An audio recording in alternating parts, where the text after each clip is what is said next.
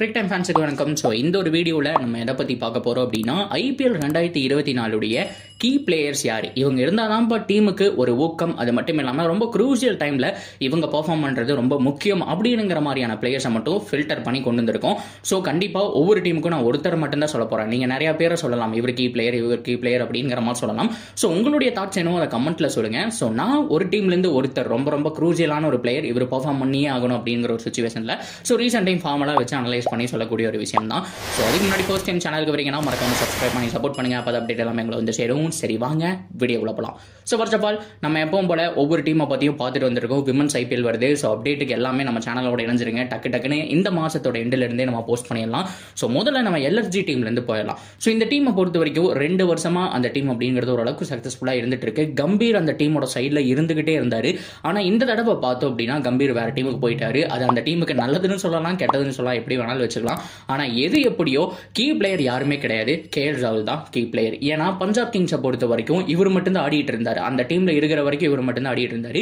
இப்போ அவருடைய பர்ஃபார்மன்ஸ் அப்படிங்கிறது டல்லா இருக்குங்க. கேப்டன்சி ஓகே, பட் இருந்தாலும் LSG வந்ததுக்கு அப்புறம் பர்ஃபார்மன்ஸ் அப்படிங்கிறது டல்லா இருக்கு. ஸோ குயின்டன் டிகாக் சுத்தி இருக்கிற எல்லாருமே பர்ஃபார்ம் பண்ணும்போது இவர் கொஞ்சம் தேஞ்சு போயிட்டாரோ. ஸோ எப்பவுமே அந்த ஆரஞ்சு கேப் ரன்னிங் ரேஸ்ல வந்துட்டு அவர் இருந்துகிட்டே இருப்பாரு. கிட்டத்தட்ட மினிமம் வந்துட்டு ஒரு 400 ரன் 500 ரன் பக்கம் அவர் போயிட்டே இருப்பாரு. பட் ஆனால் ஒரு 2 வருஷமா பார்த்தோம் அப்படின்னா கொஞ்சம் பேக்ல இருக்காரு. ஸோ அவர் பர்ஃபார்ம் பண்றது ரொம்ப முக்கியம். ஸோ நான் LSG பொறுத்த வரைக்கும் கண்டிப்பா KL ராகுலை கீ பிளேயரா சூஸ் பண்றேன். நெக்ஸ்ட் KKR பொறுத்த வரைக்கும் பார்த்தோம் அப்படின்னா யோசிக்கவே வேணாம், நான் யாரை சொல்லுவேன் அப்படிங்கிறது உங்களுக்கே தெரியும், ரிங்கு சிங் தான். ஸோ ரிங்கு சிங்கை பொறுத்த வரைக்கும் ஸோ நம்ம எல்லாருக்குமே தெரியும் ரீசெண்ட் டைம்ல எப்படி பர்ஃபார்ம் பண்ணியிருக்காரு. ஒரு மேட்ச் அந்த எஸ் தயாலோட ஒரு ஓவர் அவருடைய லைஃபையே மாற்றி விட்டுருச்சு.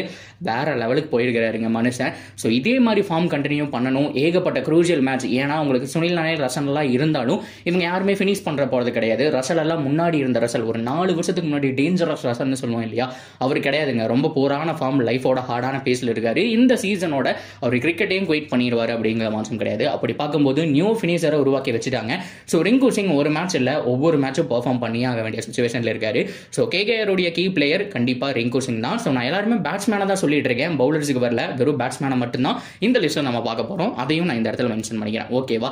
அப்படியே கட் பண்ணி பஞ்சாப் கிங்ஸை பொறுத்த வரைக்கும் பார்த்தோம்னா அவங்களுடைய டீம் முன்னாடி பெட்டரா இருந்துச்சு. ஆனா அக்சன்ல ராஜபக்சேல எதுக்கு விட்டாங்க அப்படிங்கறது எனக்கு சுத்தமா புரியல. நல்லா ஆடிட்டு இருந்தாருங்க, ஏகப்பட்ட குட் பிளேயர்ஸை விட்டுட்டாங்க அப்படின்னு தான் சொல்லணும். ஸோ எனிவே அவங்க டீமுடைய கீ பிளேயர் சிக்கர் தவான். என்ன ப்ரோ சொல்றீங்கன்னு சொல்லி நிறைய பேர் கேட்கலாம். ஆமா, ஆக்சுவலாக அவர் மெயின் பிளேயராக இருக்க வேண்டியவர் இப்போ ஏன் கீ பிளேயராக வந்துட்டார் அப்படின்னா, முன்ன மாதிரி இல்லை, அவருடைய ஃபிட்னஸ் போயிடுச்சு. 3 இயர்ஸ் பக்கம் வந்துட்டு கிரிக்கெட் அப்படிங்கிறத ஆடாமல் இருந்திருக்காரு. ரொம்ப புரான பர்ஃபார்மன்ஸ் போயிட்டு இருக்கு.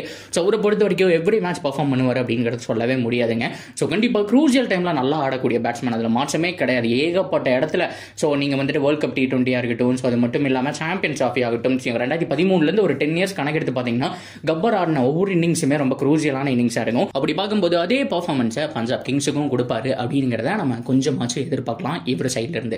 அடுத்தது RR பொறுத்த வரைக்கும் SSC ஜெய்ஸ்வால் சுத்தி நிறைய பேர் இருந்தாலும் இவருடைய ஃபார்ம் ரீசெண்ட் டைம்ல தேஞ்சிருச்சுங்க. ஸோ கண்டிப்பா இவர் முக்கியமான கீ பிளேயர். இவர் பர்ஃபார்ம் பண்ணலைன்னா RR இல்லைன்னு சொன்னா வேற யாருமே கிடையாது. சார்ஸ் பட்லர் SA T20 கொஞ்சம் நல்ல ஸ்டார்ட் கிடைக்கிற மாதிரி இருந்துச்சு.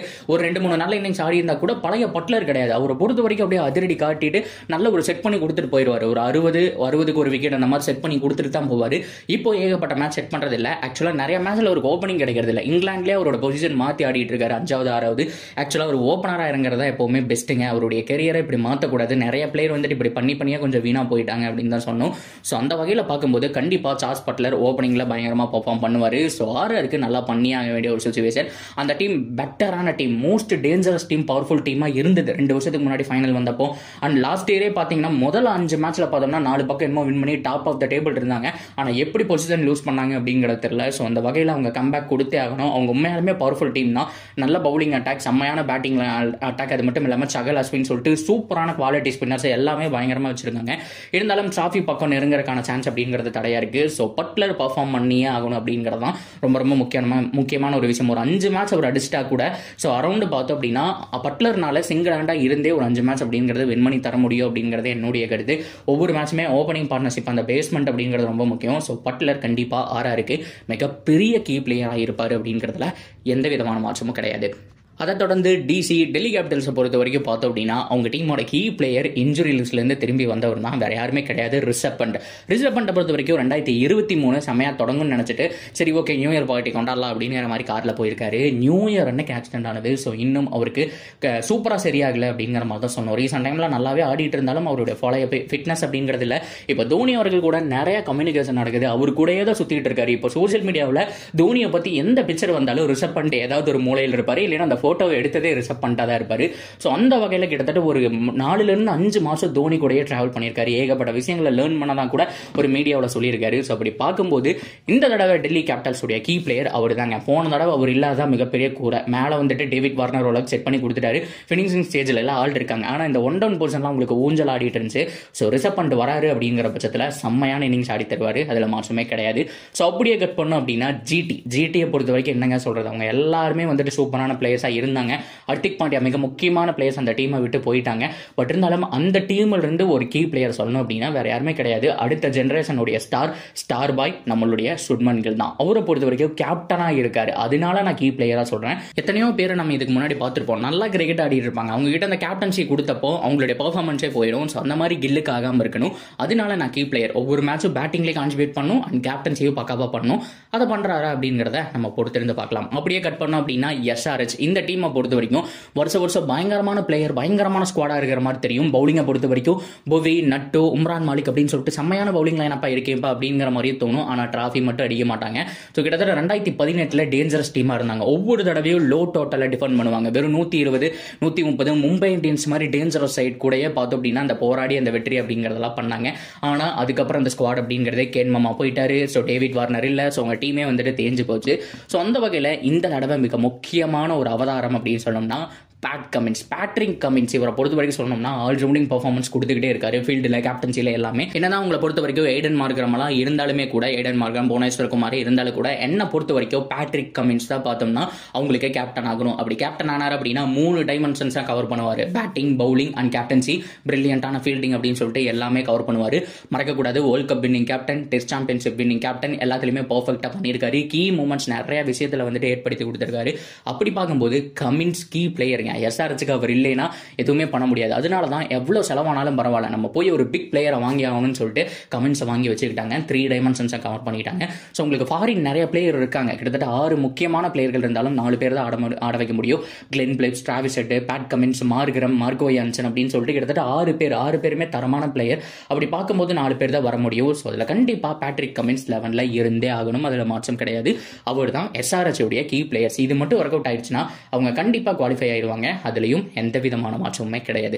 அப்படியே கட் பண்ணா ஸோ டாப் 3 டீம்ஸ், இந்த டீம்ஸை பற்றி சொல்றதுக்கு வார்த்தைகளே இல்லை அப்படின்னு தான் சொன்னோம்.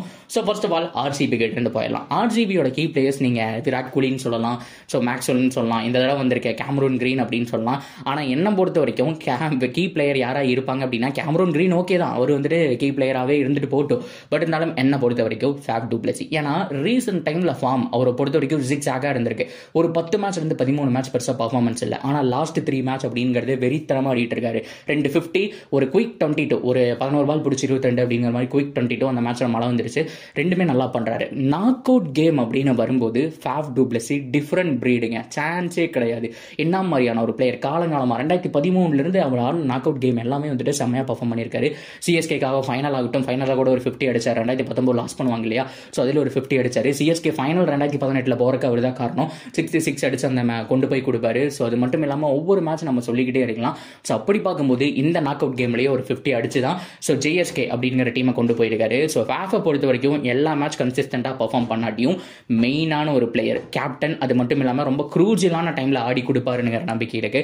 ஸோ அதனால ஃபேஃப் டு பிளஸி ஆர்சிபியோட கீ பிளேயர் இந்த வருஷம் அப்படிங்கிறதுல மாற்றமே கிடையாது. ஸோ நான் ஃபேஃபை சொல்கிறேன். ஸோ நிறைய பேருக்கு ஒவ்வொரு ஒப்பீனியன் இருக்கலாம். ஸோ நிறைய பேர் கேமரூன் கிரீன் தான் சொல்கிறதுக்கு வருவீங்க. ஸோ தாராளமாக வந்துட்டு கமெண்ட்டில் உங்களுடைய தாட்டை ஷேர் பண்ணுங்க. ஸோ அப்படியே கட் பண்ணோம் அப்படின்னா சிஎஸ்கே இந்த டீமை பொறுத்த வரைக்கும் என்ன சொல்கிறது, வருஷம் ஒரு மாதிரி வருவாங்க. நார்மலாக இருக்கக்கூடிய பிளேயர்ஸாக சூப்பர் ஸ்டார் ஆகி விட்டுருவாங்க. அந்த ட்ராஃபியும் பார்த்தோம் அப்படின்னா அடிச்சுட்டு போயிடுவாங்க. ஸோ அந்த மாதிரி ஒரு டீம் அதில் மாற்றமே கிடையாது. அப்படி அவங்க உருவாகின ஒரு சூப்பர் ஸ்டார் அப்படின்னு சொன்னோம்னா அஜின்க்யா ரஹானே. ரஹானே அண்ட் தோனி இவங்க 2 பேருக்கும் நல்ல ஒரு பாண்டிங் இருக்கு. ரைசிங் பூனே சூப்பர் ஜெயின்ஸ்ல பார்த்தோம் அப்படின்னா அவரு கீழே வந்துட்டு ஆடிட்டு இருக்கும்போது பயங்கரமான ஓப்பனிங்கா இருந்துச்சு. ரஹானே அண்ட் திரிபாதி அண்ட் ரஹானே கவாஜா அப்படின்னு சொல்லிட்டு ஓப்பனிங் பார்ட்னர்ஷிப் தோனி மாத்தி கொடுத்துட்டு இருந்தாரு. ஒரு சமயத்துக்கு மேல ரஹானே வந்துட்டு கம்ப்ளீட்டா டெஸ்ட் ஆட ஆரம்பிச்சிட்டாரு. ஓடிஐ எந்த ஃபார்மேட்லயுமே இடம் கிடைக்கல. பட் இருந்தாலும் நம்பி தோனி அவர்கள் எடுத்தப்ப எல்லாருமே கிண்டல் பண்ணாங்க, இவரெல்லாம் வச்சுட்டு என்ன பண்ண போறீங்கன்னு சொல்லிட்டு. ஆனா முதல் மேட்ச் அவர் ஆடின ஒரு விதம், 3வது மேட்ச் தான் அவருக்கு சான்ஸ் கிடைச்சது. ஸோ அந்த மேட்ச் அவர் ஆடின விதம் வேற லெவலுங்க. சான்ஸே இல்லை. மும்பை கூட கண்டினியூவா ஒரு ஓவர் ஃபுல்லாமே 4ஆவே அடிப்பாரு அண்ட் 50 அப்படிங்கிறது வந்துட்டு சுலபமா அடிச்சிருவாரு 22 பால்ல அப்படிங்கிற மாதிரி. இப்படி ஒரு ரஹானே இருக்கிறாரா அப்படிங்கிற மாதிரி எல்லாருமே பார்த்துட்டு இருந்தாங்க.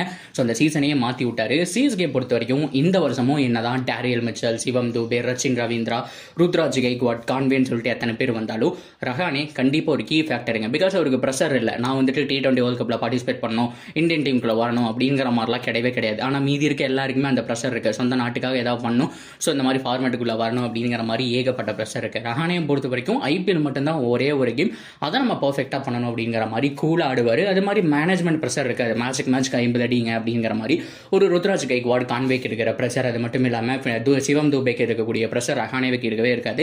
அவர்கிட்ட இருந்து ஒரு 30 ரன் 40 ரன் வந்தாலே போகுதுங்கிற ஒரு சுச்சுவேஷன்ல தான் இருப்பாங்க. ஸோ அந்த வகையில் சிஎஸ்கே உடைய கீ பிளேயர் ரஹானே இந்த தடவையும் சரவெடி வெடிப்பாரு அப்படிங்கிறத பொறுத்திருந்து பார்க்கலாம். ஸோ இது என்னுடைய ப்ரெடிக்ஷன் அப்படிங்கிறத நான் சொல்லிக்கிறேன். ஸோ ஃபைனலாக மும்பை இந்தியன்ஸ் ஒரு தடவை பார்த்துருவோம். இந்த தடவை பயங்கரமான சாம்பியன் சைடாக இருக்காங்க. ஸோ ஹர்திக் பாண்டியா வந்ததுக்கப்புறம் அவங்களோட பேட்டிங் ஆர்டர் டாப் 5மே கரண்ட் இந்தியன் டீமில் விளாண்டுருக்கக்கூடிய ஒரு பிளேயர்ஸாக இருந்துட்டு இருக்காங்க. ஒரு நம்மளுடைய இஷான் கிஷன் ஆகட்டும், சூரியகுமார் யாதவ் ஆகட்டும், திலக் வர்மாவாகட்டும், அண்ட் அது மட்டும் இல்லாமல் ரோஹித் சர்மா, அப்புறம் நம்மளுடைய ஹர்திக் பாண்டியா அப்படிங்கிற மாதிரி. ஸோ எல்லாருமே கரண்ட் இந்தியன் டீமில் இருக்காங்க. அதுவே அவங்களுடைய மிகப்பெரிய ப்ளஸ். பட் இருந்தாலும் என்ன பொறுத்த வரைக்கும் கீ பிளேயர் சொல்லுங்க அப்படின்னு சொன்னால், ஸோ நான் கண்டிப்பாக வதேரா அவர் சொல்லுவேன். எப்படி ஒரு திலக் வர்மாவை 2 வருஷத்துக்குள்ள டீமுக்குள்ள கொண்டு வந்து இந்தியன் டீமுக்குள்ளே கொண்டு வந்து ஸோ இப்படி ஒரு பிளேயர் இருக்கான்னு காமிச்சாங்களோ, அதே மாதிரி வதேரா கண்டிப்பாக இந்த ஐபிஎல் சீசன் முடிஞ்சதுக்கப்புறம் டீமில் இருப்பாருங்க. பிகாஸ் அந்த அளவுக்கு அவருடைய பேட்டிங் ஸ்கில் அப்படிங்கிறது இருக்கு. போன வருஷம் கொஞ்சம் ஆப்பர்ச்சுனிட்டி கிடைச்சப்பவே அவர் வேற லெவலில் பெர்ஃபார்ம் பண்ணிட்டாரு. ஸோ இந்த சீசன் ஃபுல்லாமே ஆட போறாரு அப்படிங்கிறது மிகப்பெரிய பிளஸுங்க. ஸோ வதேரா நெக்ஸ்ட் இந்தியன் கிரிக்கெட்டோட மும்பை இந்தியன்ஸோட பிக் திங்கா இருப்பார் அப்படிங்கிறதுல எந்த விதமான மாற்றமும் கிடையாது. ஸோ இப்போதைக்கு எல்லா டீமையுமே மேக்ஸிமம் கவர் பண்ணிட்டேன். ஸோ எல்லா டீம்லையுமே இவங்க மட்டும்தான் பெர்ஃபார்ம் பண்ணணும் இல்லை, ஆனால் இவங்க எல்லாருமே கொஞ்சம் கீ ஃபேக்டர். ஸோ இவங்க ஆடியே ஆக வேண்டிய ஒரு சுச்சுவேஷன், ப்ரூவ் பண்ண வேண்டிய ஒரு நிலைமையில இருக்காங்கிறது என்னுடைய கருத்து. ஸோ இந்த வீடியோலேயே ஃபுல்லாக பவுலர்ஸை பற்றியும் பேச முடியாது. ஸோ பேட்டிங்கை பற்றி மட்டும் பேசுறதுக்காக இந்த ஒரு வீடியோ.